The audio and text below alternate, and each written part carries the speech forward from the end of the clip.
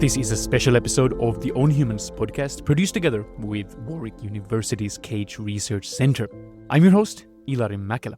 And today we finish our 5-part series on the making of the modern world, a question that we approach by zooming in to the so-called Great Divergence, the rise of Western Europe and later North America as the richest and technologically most advanced corner of the world. So when and why did this economic rise of the West begin? The past 4 episodes have already offered an epic flyover of this vast terrain, and to bring it to a safe close, we have not one, but 2 of the leading scholars on the topic. Warwick University's own Bishnupriya Gupta, a leading scholar on India's place in the Great Divergence, and her longtime collaborator Stephen Broadberry, an Oxford professor and the world's leading expert on historical GDP comparisons. They have collaborated for over 20 years trying to get down to the hard data. When did the Great Divergence begin? How did it take shape? And what do answers to those 2 questions tell us about the explanations? Were India's troubles caused by colonialism, or did they start before it? When did Northwestern Europe, especially Britain, emerge as the leader that it was in the world economy? When did it overtake China? Or what about Russia, Persia, Eastern Africa? What does the data we have tell us about the big shape of the story? And what remains unknown? We're going to talk about all of this today, and we're going to end with the question of the 21st century. So will this be the century of the great convergence, if not between the whole world and the West, and at least between Asia and Europe? You might guess part of the answer, I don't know if you do, but I bet you won't guess the full insight that you can hear at the very last minutes of this episode, so stay tuned and enjoy. If you like this and want to dig deeper into the Great Divergence, do also check out our podcast series page, which includes sources and a summarized essay of this conversation. Link to it is in the show notes. Now, let's go. Professor Stephen Broadberry, welcome to the show. Thank you. And Professor Bishnupriya Gupta, welcome to you too. Thank you, and great to see you again. You're both experts who, for people who work in this field, would be the first names to come to mind when thinking about the Great Divergence. But not only individually, you've also had a very productive collaboration for 20 years at least now. What's the story? How did this collaboration begin and proceed? This was, I think, 2002, after Ken Pomerantz's book came out. And I had joined Warwick the year before, and Bob Allen organized a workshop on the book, and he invited us. So Steve and I both went to that workshop. There were many other people. The discussion was amazing, but we didn't actually see much data in it.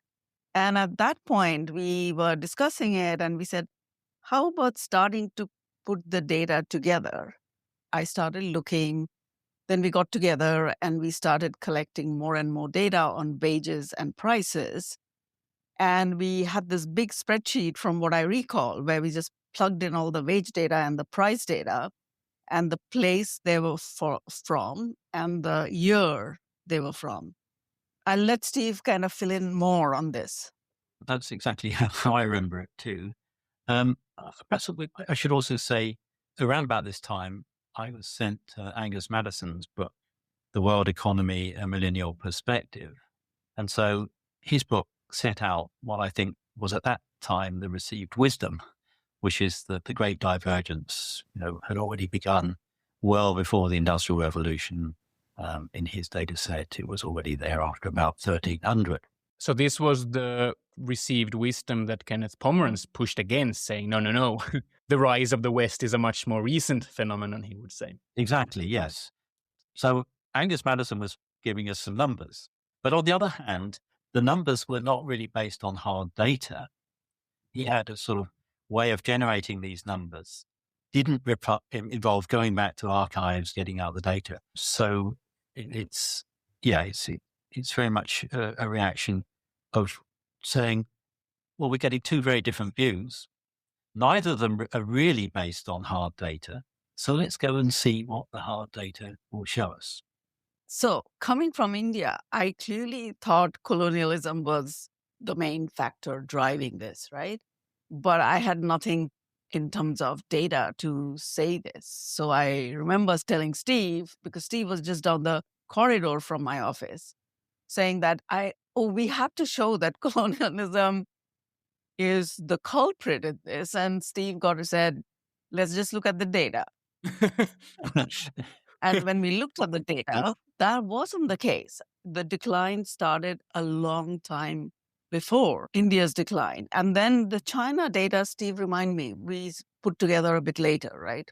But when we had the India data and we looked at the trends, it was very clear that the real wage data, which is the grain wage. How much wheat can an average person buy with their salary? Exactly. And that was quite close in 1600 between Britain and India, something like 80%, 85%. So India was a little bit below Britain, but roughly in the same ballpark. Exactly. And then it began to decline from the middle of the 17th century, which is like well before colonization. So in the end, I'm a data person, as is Steve. I had to go with the data and see what the trend was. And we pushed back the date of the Great Divergence to about middle of the 17th century. But that's very interesting, and I'm happy that you mentioned that, Bishnu, because dates can feel quite abstract or quite antiquarian, quite academic as a question. Well, did it happen in 1700 or 13? Who cares? But of course, why it does matter a lot is that it matters to how we tell the story and how to explain it. But even there are two different things that we can look at. If we just focus on this question of how much was the average worker earning, you make a very, very interesting point in your paper that there's actually two different questions. One is how much bread, which is most important for their living standards. But there is another question, which is how much silver or how much currency, how much money did they get? And am I right that the picture is actually quite different when we look at this money wage, which might sound like it's not so important because, if the bread is more expensive and you make more money, you're not going to be much happier. However, it does have an interesting twist to the story. So what is the story with the question of these two different forms of measuring how well the average person was earning? It's helpful to think in terms of the world today. In a poor country today, you look at the wages, and you couldn't survive if you took that wage to the United States or something. You'd be dead in 3 weeks. But on the other hand, you're not paying the price of those goods that you face in the US. So you have to pay the price that's available locally.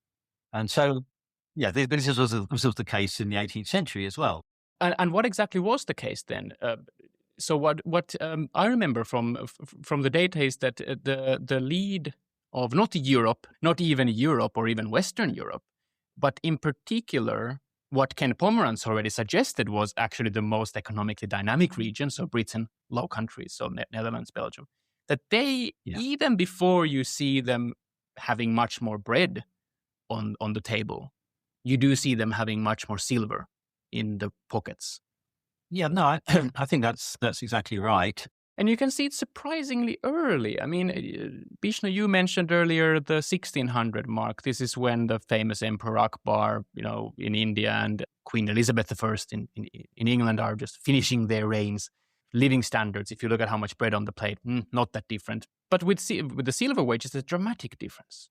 And the difference is roughly similar to what the Britain-India difference is today. I'm not saying it's exactly the same, but it's in the same ballpark. So that raises a massive question for first of all, why? In our paper, we argued that, high wages reflect high productivity. So I think it reflects the highly productive tradable sector, but it could be like services such as insurance or a service sector, and there the wages were high, and the England was far more urban at this point, which also it kind of goes with the same idea of this urban sector, the tradable sector being high wage.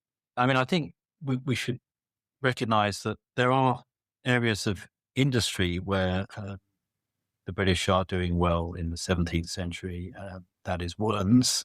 It's quite innovative in manufacturing there already before you've got the mechanization and so on, which is going to come with the Industrial Revolution. And the second thing is commerce. So Britain has its East India Company, that's Dutch. VOC is even earlier. They're really important in the long distance trade. You have finance as well. So all those things, they're a kind of tradable sector, and they're becoming more important. And for someone who's listening and is not really sure why pay attention to like a silver wage, real wage, sounds very abstract. Is the right way to think about it something like in 1600, over a century before the Industrial Revolution? There's not necessarily much more bread on the plate in the British farmhouse than in the Indian farmhouse, but the British have more access to all the little luxuries of life, whether it's new woolen things, whether it's overseas tradable things. All whatever savings from the salary the Brits make, they can buy many more things with that than the Indian counterpart. Yes, and this is we do have quantitative evidence on that too from probate inventories. So when people die, they have to record everything they own, and you can see if you analyze that systematically, you're seeing many more clocks, furniture, and so this is something like the very deep origins of the middle class. Yes. Yeah. Well, I just wanted to add something to that. Like if you see the descriptive accounts of Indian courts, the Mughal courts, etc., people talk about the wealth of the emperor, whereas you can think of alternative descriptions which are given by travelers where you don't see high living standards. So I think ultimately the question boils down to what is the middle class? If you have big gaps between the very rich and the poor and the rest of the population, you don't really have a middle class. And in England, it is that group is much bigger, and therefore you see this diversification of consumption earlier on. If we just to simplify things, we focus first on India versus Britain. Would it be right to say that unfortunately, we don't have data going back to the medieval times? The data starts around 1600 that you have so far collected. Is it right to say that around the 1600 early modern phase, the ships are sailing across the Atlantic and already around Africa from Europe? But this is long before Industrial Revolution or the colonization of India, both of which happened in the second half of the 1700s. So around the 1600 mark, Britain, India looks pretty similar if you look at the amount of bread on the plate, but look very different if you look at this kind of silver wage, middle class behavior. 100 years later, around 1700, there is already a big difference in the living standards too, not just in the little luxuries of the middle classes, but actually there's much more bread and meat on the plate in Britain. And this already also happens before the Industrial Revolution and the colonization of India. Is that the right timeline to think about India-Britain comparison? I think so. I think by middle of the 18th century, which is the starting point of British East India Company rule in India, there is already a big divergence. And part of this is because Indian wages began to decline from the middle of the 17th century. We don't know very much about the reasons for it. This is a field of research, but there are several things that were happening. One is that the land, agriculture was moving into land which was probably less productive. The second thing was this repeated conflict between states within India and all over India in the 18th century. I think if agricultural production was doing badly over the 18th century, that would also explain why wages were falling at this time. And should we then think of if we return to where, in the beginning, this point about colonialism, the gap between Britain and India, first in silver wages, tradables, later in the subsistence things like food, that happens before the colonization. Could it be that it isn't the product of colonization, but it would be the reason for, or one of the driving factors for colonization? So if we look at the British East India Company, their wars are fought mostly by Indian soldiers. Why are the Indian soldiers fighting this war? Not because they care about it deeply, but because they get better pay from the East India Company than from their competitors. So should we actually look at it this way? Should we look at that the economic divergence is not the product of colonization if we just focus on Britain and India, but actually is one of the reasons that makes it possible. I would not put it that way. The reason Sirajuddaula, the emperor, the ruler of Bengal, lost to the East India Company was betrayal by his own people. So I don't think it is just that the East India Company could buy the allegiance of Indian soldiers. The story is much more complex, and it's much more going into political history, I guess, which is not where we are going today. So, but I don't think it's that simple. What I want to do is come back to the view from the colonies. And I think Ken Pomeranz's view is very much from the British side, that it made Britain prosper because of the colonies. My view is more from the side of the colonies, that you have a part of the world which is dynamic, then colonizing and ruling countries which are not that developed. What do they give back to these countries? And is the story one of extraction, or is the story one of injecting prosperity? And I am more on the side of extraction, because I see this flatlining of growth for about 100 years.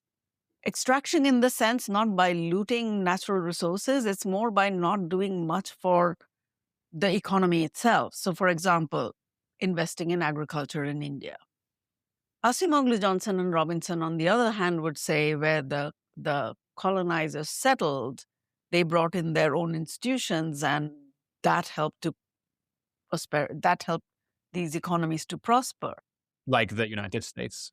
Exactly, and Australia. And where they did not, there was extraction. And I think there is some truth to that stylized fact, because you do see this mines in Africa. You do see extraction of resources in many parts of the world. And therefore, all the material, raw material, food, etc., that was needed for the Industrial Revolution did come, not everything did come from the colonies, but a lot of things did. We also have to think of the slave plantations, which made cotton cheap and allowed the Industrial Revolution to progress. That is definitely one aspect of colonization. And therefore, I do find the extractive aspect of colonization not allowing these economies to find a path to prosperity. So there are no spillovers from the imperial country to the colonies in terms of which path to take. Having said that, this is a very stylized view. You can think of many more nuances, railways, some industries, etc. But overall, this kind of flatlining of growth to me is kind of reflects some form of extraction. So am I hearing you right that yes, there was growth before colonies, that it wasn't just because of colonies that Britain grew, but what the colonialization really did was it prevented those areas from catching up? Exactly. Modern economic growth. It has independent factors other than colonies. But what I'm saying is that it didn't flow into the colonies in the same way. Well, what about the rest of the world? How much was India unique in a way that they started having a really tough time, globally speaking, around this time? Versus how much was it Britain that was unique in this kind of middle class, tradable goods, high silver wages in 1600, and then later high living standards overall, even before the Industrial Revolution, and then of course the Industrial Revolution and the world's biggest empire. Is it Britain that's the odd one out, and is India roughly representing what's happening kind of everywhere? Everyone's kind of stuck, except in this one corner of Europe. How should we think about this when we start zooming out from just comparing these two countries? A lot of the debate has really focused on China. And my feeling is China, it's a little bit later. It probably is around about 1700. I also have had conversations with Ken Pomeranz about this, and he says, yeah, he thinks it was too far to say it was 1800.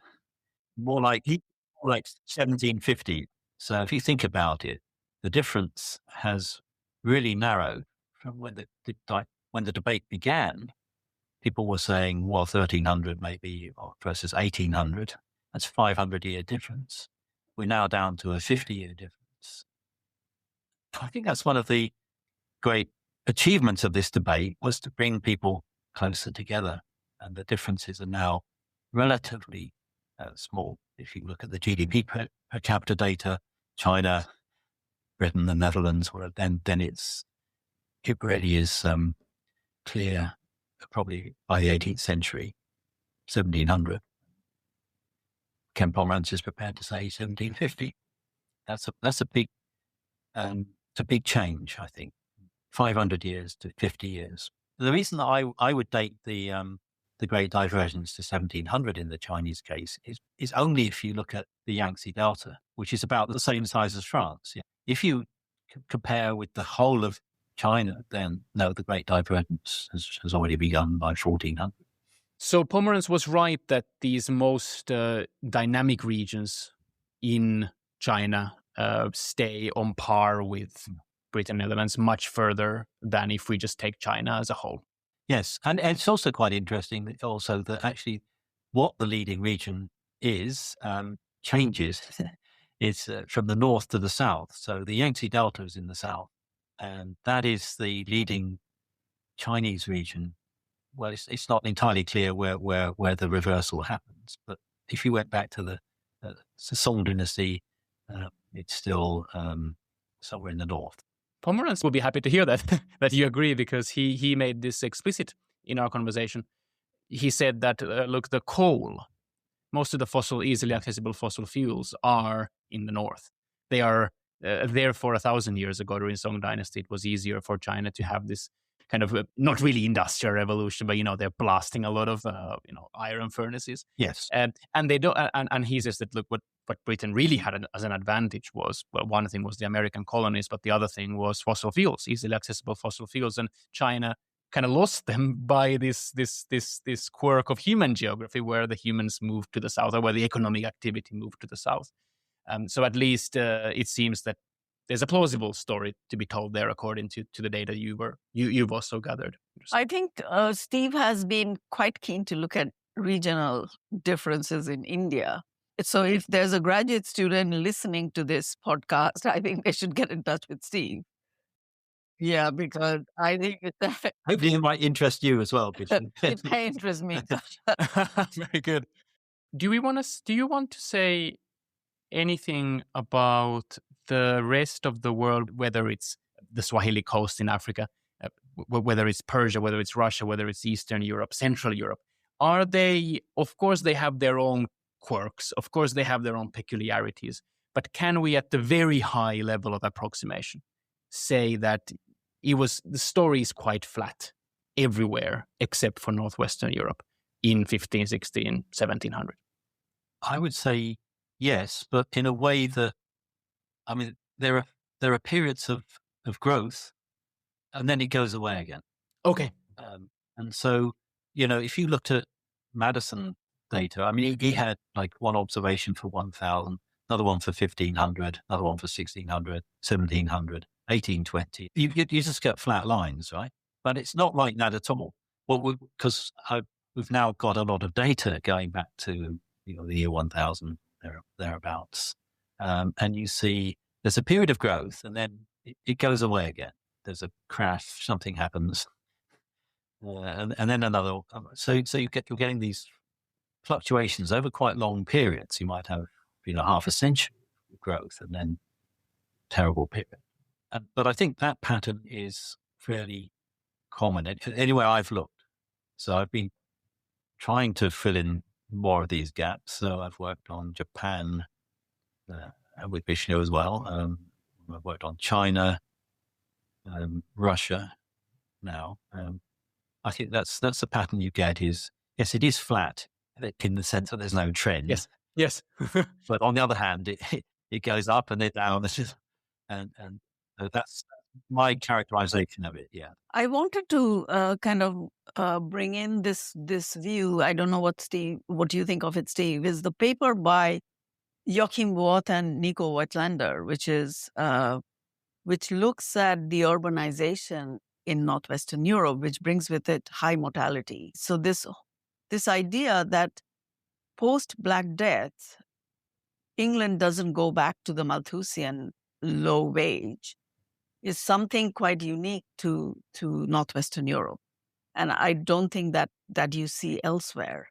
And you see so everything Steve has talked about kind of interacts with this scenario where the wages never go back to subsistence. And therefore that creates a path towards modern economic growth.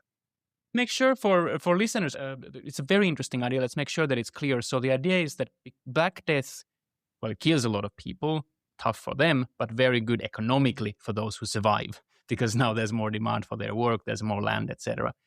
And then Europe starts filling up, Asia starts filling up, these lands start filling up again, and therefore in most places living standards start going down because there's more and more and more people on that land. But it does not happen in Northwestern Europe. And Vishnu, the idea that you're referring to is that maybe one of the reasons was that these places were urbanizing. Well, that's interesting economically, of course, but there might be an underappreciated reason why that's interesting, am I right? Which is that people die a lot in cities. So this actually prevents the population growth that eats away those early gains of the Black Death. Is that how the right way to think about it? That together with the frequency of wars where also people die. And I think there's a second idea in a slightly different paper is the decline in fertility.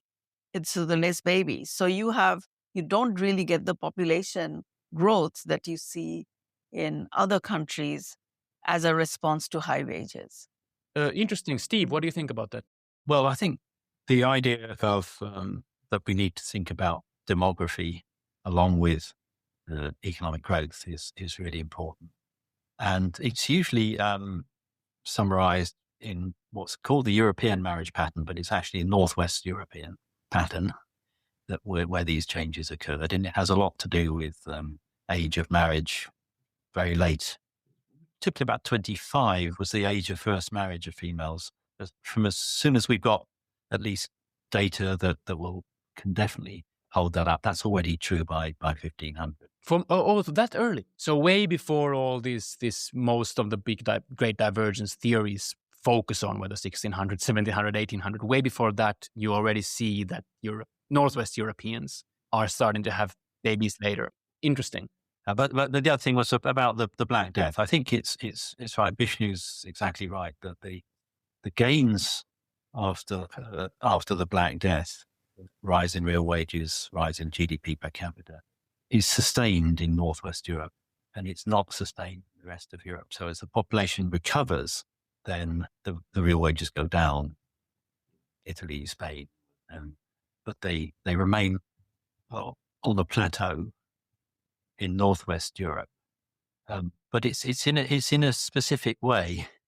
If you look at the daily wage, that goes down as well. But it's that there's an industrious revolution. Yeah, so before the Industrial Revolution, there is a hard-working industrious revolution. Pomerantz, by the way, suggested that this might have something to do with colonies, because you start getting luxuries from the colonies. You start getting things like coffee, tea, tobacco, sugar. These are things that are mildly or not so mildly addictive. And these are exactly the kinds of things that people are willing to work a little bit extra days for, to get that cup of coffee, to get that sugar into the tea, to get the next cigarette. What do you think of that?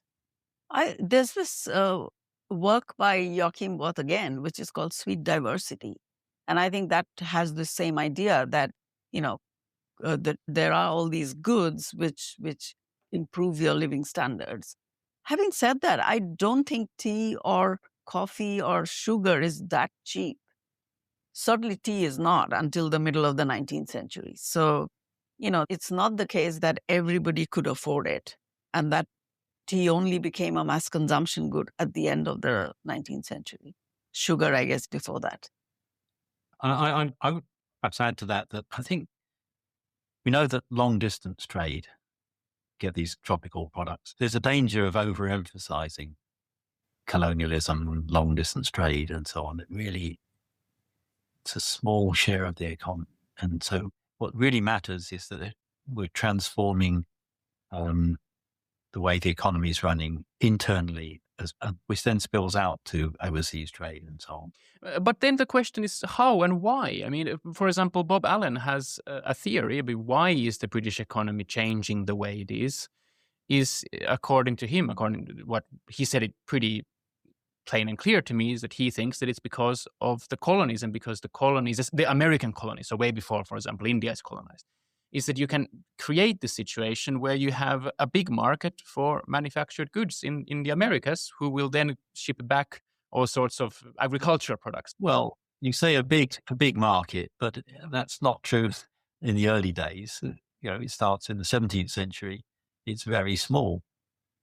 In the 18th century, it's also very small. It's not getting up to even the size of the British market until the mid-19th century. I think that it's, first of all, successful in its trade in Europe. And most of the trade is with Europe. It's not with the colonies. It's building up that, and that's leading to the growth of the middle class, so on. So I think, I don't think we want to exaggerate the role of the colonies early on. They're small. So the way I want to think of the colonies as contributing something early on is that a lot of people would start migrating from Europe. The colonies are used to relocate people to new lands, and therefore you take off the pressure on land quite early on. It's not the same magnitude of migration as we see in the 19th century, but there's still migration to the Americas and settling on land which was not originally British. Yes, indeed. Now here's the big next question. Is this one story, and then the story ends, and then we happen to have the next big story in this exact same wet corner of the world, the Industrial Revolution? Or is the Industrial Revolution something that actually happens because of all of this that we've been discussing so far? Bob Allen strongly believes that the Industrial Revolution is the product, in many ways, of this, all of the stuff that happens before. What do you think? This is the big question. Is what we've been discussing so far one story, or is it one part of the same story? I think it's very much a continuous story, and you have to follow it through. So at this point, maybe it's a good idea to bring in technology. So it's always this question, why Britain and not China or India? And I guess Joel Mokir talked about it, so we don't want to take up too much time on it. But the institutional setting in Europe was much more democratic in terms of technological diffusion. The institutional setting in China is about more through clans. And for India, I strongly believe that it's the caste system which limits technological diffusion. And that definitely kind of puts Northwestern Europe at a different place in terms of technological change. So you said democratic, not because there is a one vote, one whatever, but democratic in the sense that a big part of the population is, at least in principle, and probably a little bit in practice, able to participate in the exciting novel gadgets being developed. They can become apprentice and they can gain knowledge, then they can move somewhere and take this knowledge with them. Whereas if you think of the caste system, the knowledge stays within the caste. So the weaving skills is within a certain group of people. They just don't spread elsewhere. And I think that kind of limits technological change. Interesting. Also, I think there is a story which we haven't discussed so far, which is about fiscal capacity, which leads to better public goods, all kinds of better outcomes. And the question then is, why didn't China and India have the same outcome? And I think that's where size comes in. If you have a large empire, you are much more keen to keep your local elites and the local rulers on your side. So you don't want to tax them too much. And therefore, your tax capacity is always lower. And I think Devin Ma may have talked about it. Yes, absolutely. I mean, he said that the tax burden in Britain was much, much higher as a slice of the economy, for example, than in China. And so you think that the same thing is true in the case of India. It is also, I think it is also true in the case of India. And Tirthankar, Debin and I wrote a chapter where we showed that this difference in tax capacity was partly because of the internal conflict versus external conflict. Yes, very good. That makes a lot of sense. If you have internal problems, you keep everyone happy by lowering. If you have the external wars, then you have to raise money. So the high fiscal capacity lets you invest in other things, spend on other things, which are good for development. But how much is that something that drives the early little divergence versus the great divergence with the Industrial Revolution versus the later catch up where British neighbors join this modern economic growth? For me, it sounds like it's the best candidate for the third. The reason for that being that the taxation is something that happens everywhere in Europe. This what you mentioned, Europe has this high frequency of warfare. The states start taxing. That doesn't seem to be something that puts the Northwestern Europe or Britain in particular into its own category. I think it's a combination of all these different things, and it's not exactly equally weighted for each country. And so Northwestern Europe, to me, had all these conditions at the same time. And although the rest of Europe had, frequent warfare, they did not have the other conditions kicking in at the same time. So you do see, that dynamic as well. Good. Well, let's have one reflection on the different theories that we've discussed today and that have been featured on this series on this what drives the British Industrial Revolution. One of the great questions of history. How much do you think we need to see these as separate, different, competing theories versus complementary? So, for example, Kenneth Pomeranz, you think that actually, the story starts earlier than you would like to say. However, it could still be true that, just as he says, coal and colonies, easy access to fossil fuels and overseas colonies, are a big part of what allows Britain to do what it does. Bob Allen and Joel McCure focus on very different reasons for why Britain develops these revolutionary technologies. Bob Allen thinks about prices and, energy is cheap and labor is expensive, so it's a good idea to have a labor-saving machine using energy. Joel McCure focuses more on culture, innovation, the Enlightenment and scientific revolution having spillovers into the economy. Could they all three be right? Could it be that, Bob Allen explains the demand for new machines in Britain. Joel McCure explains the supply for new machines in Britain. And Ken Pomeranz points out that, by the way, you can have all the new fancy machines you want, but if you don't have your energy demands met and if you don't have enough land, good luck. You're not going to get anywhere. So could it be that actually all of these three are not alternative competing theories, but different angles into the same question? What do you think? I think they are complementary in many ways, and often they're seen as competing. But I like the demand and supply angle of it. I think we should be considering a wide range of factors, and I'm against monocausal explanations. I don't think any of these people would say it's one thing either, but they do tend to kind of get into battles and sort of argue against each other. But I think we can't just leave it there and say, oh, well, everything matters. I think we need some kind of way of analyzing things and add some value. So, I would always make the distinction between proximate and ultimate factors. I think we can probably hope to reach agreement, more or less agreement on some of the proximate factors, in the sense that, if we think of the output GDP, that's a result of the inputs of capital, labor, human capital, and so on, then we sort of growth accounting, we can put numbers on those things. And when we get to the ultimate sources, though, at this point, it seems to me it's much harder to envisage agreement because we don't really have a framework in which these things all fit together. Well, before we finish, you've already mentioned that if there is a student out there who wants to look at the regional differences in India, get in touch. Anything else that people working in this area should, any underappreciated angle you think that people should look at and should get in touch if they want to do that?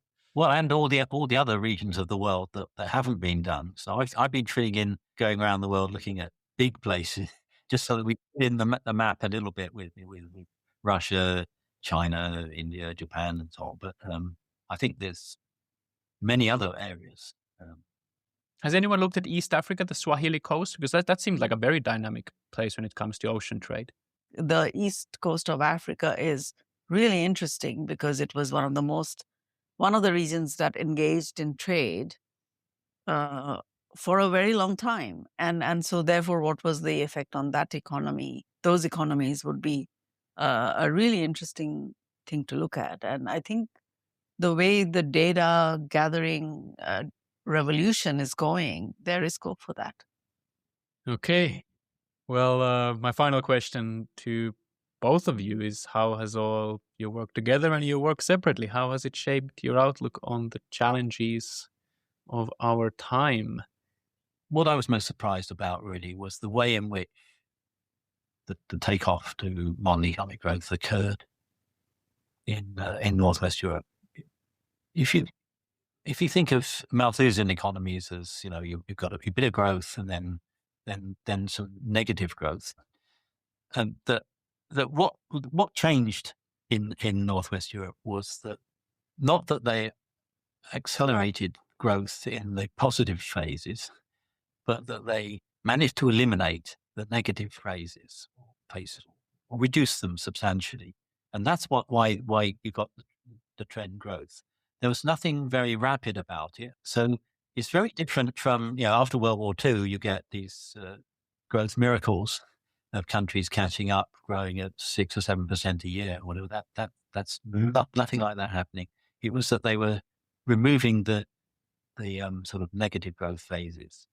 And one of the things that I've been struck by recently is, say, when we get to the 21st century, well, we started to have these horrible negative crashes, removing all the growth from the boom before, and the economies, even in the West, have been stagnating. And in some ways, it's a return to the old world before the Industrial Revolution, when you would have period of growth, and then you have a crash, it all goes away. It's rather worrying, and if it in fact is that we got to the growth phase because of institutional changes and so on, we look at institutional changes today, it's rather worrying. I'm very worried that there's been some institutional degradation in the West, and that the period of growth, is maybe grinding to a halt. Bishnu, what about you? I think that this whole idea of convergence in economic growth, that poorer countries catch up with the income of the richer countries. And there has been rapid progress in China, and there is progress in India in terms of GDP per capita. And I think there is probably a scope to revisit that again, that is there convergence? So we saw the great divergence, but is there a convergence now? Is this going to be the Asian century rather than Europe or North America? Well, let's put the bets down. Will this be the Asian century, Bishnu? What do you think? I think so. I think the China's progress is just phenomenal. And where it ends in terms of, the concentration of technology, concentration of all kinds of developments, we'll see in several decades away. So I don't know. It's hard for me to predict now. Steve, what do you think? Bets down. Is this going to be the Asian century? I gave a talk in Beijing just before Christmas. And one of the things I did was just to compare. I needed to go up to the present. And so I looked at the regional variation again. What difference did that make? If you look at Chinese level of GDP per capita. It's about half of the West European average level.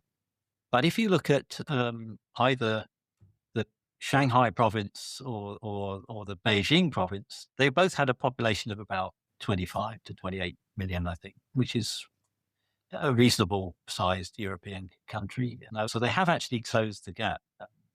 I started my talk talking about the great divergence and ended up with the great convergence.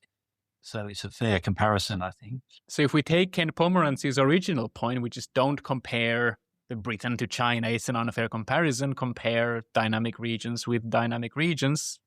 We have lived through the great divergence and the great convergence. Is that right? That's it, yeah. Stephen Broadberry, Bishnupriya Gupta, thank you so much for all the wonderful work and your time today. Thank you.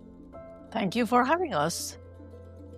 Okay, that was it. That was the end of the 5-part Great Divergence series on the making of the modern world, produced by Warwick University's Cage Research Centre and On Humans. I hope that you've enjoyed this. If you want to dig deeper, there are more materials than just podcast on our series page. You'll find a link to it in the show notes. And if you like this, consider giving the show a nice review on whatever podcast app you're using and share it with a friend or a colleague who might enjoy it. But that's it for today. Thank you for joining us.